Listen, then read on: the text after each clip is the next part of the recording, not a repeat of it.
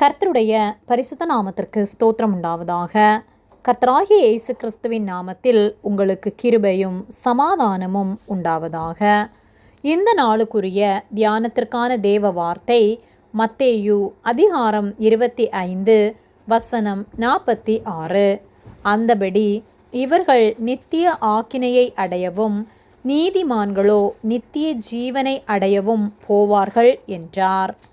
பிரியமானவர்களே, கர்த்தருடைய பிள்ளைகளாகிய நாம் கர்த்தருடைய வார்த்தைகளுக்கு கீழ்ப்படிந்து அவர் சொற்படி நாம் நடப்போமானால் நாம் நித்திய ஜீவனை பெற்றுக்கொள்வோம்.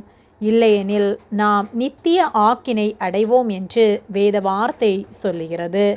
மத்தேயு 25:46 அந்தபடி இவர்கள் நித்திய ஆக்கினையை அடையவும் நீதிமான்களோ நித்திய ஜீவனை அடையவும் போவார்கள் என்றார் என்று சொல்லப்பட்டுள்ளது. இதன் முந்தைய வசனங்களை நாம் பார்க்கும்போது, ஏழை எளியவர்களுக்கு நாம் உதவி செய்யாமல் நாம் பிறருக்கு நன்மை செய்யும்படியான வசதிகள் நமக்கு இருந்தும் நாம் பிறருக்கு இரக்கம் செய்யாமல், பிறரை விசாரியாமல், பிறர் வேதனையை நாம் பார்த்து உதவி செய்யாமல் நாம் இருப்போமானால், பிறரை துன்பப்படுத்தி அநியாயம் செய்து வாழ்வோமானால், கர்த்தர் விரும்பாத வழிகளில் நாம் நடப்போமானால், கர்த்தருக்கு பிரியமில்லாத காரியங்களை நாம் செய்வோமானால் நித்திய ஆக்கினையை அடைவோம்.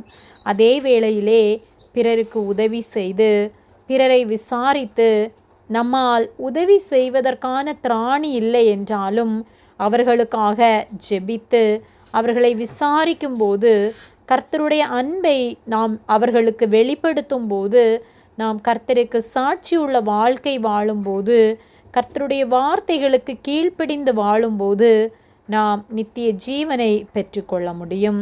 ஆகவே நாம் எப்படி வாழ்ந்து கொண்டிருக்கின்றோம்? கர்த்தருக்கு பிரியமுள்ளவர்களாய் கர்த்தர் விரும்புகிற வாழ்க்கை வாழ்கின்றோமா? அல்லது நாம் பிறரை அற்பமாக எண்ணி நம்மை மேன்மை உள்ளவர்களாக கருதி கர்த்தர் விரும்பாத அகந்தையுள்ள வாழ்க்கை வாழ்ந்து கொண்டிருக்கின்றோமா என்பதை சிந்தித்து பார்த்து, நம்முடைய மேன்மைகள், அகந்தைகள் எல்லாவற்றையும் விட்டு கர்த்தருக்கு உண்மை உள்ளவர்களாய், கர்த்தருக்கு கீழ்ப்படிந்து தாழ்மை உள்ளவர்களாய் வாழ்வோம். கர்த்தர் ஒருவரையே மேன்மைப்படுத்தி அவருடைய நாமத்தை பிரஸ்தாபப்படுத்தி வாழ்வோம். கர்த்தர் நம் ஒவ்வொருவரையும் ஆசீர்வதித்து அவரோடு என்றென்றும் வாழ நமக்கு உதவி செய்வார். ஆமேன். ஜெபம். எங்களை அதிகமாக நேசித்து வழிநடத்தி வருகிற எங்கள் அன்பின் பரிசுத்த பிதாவே, இந்த நாளையும் நாங்கள் காணும்படியாக நீர் எங்களுக்கு ஜீவனை தந்து தயவு பாராட்டி எங்களை பாதுகாத்து பராமரிக்கிற உம்முடைய அன்பிற்காக நாங்கள் நன்றி செலுத்துகின்றோம்.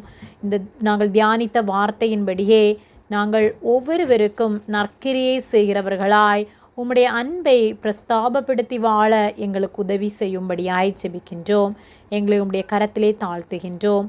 இயேசுவின் நாமத்தில் ஜெபிக்கின்றோம் பிதாவே. ஆமேன். கர்த்தர் உங்களை ஆசீர்வதிப்பாராக.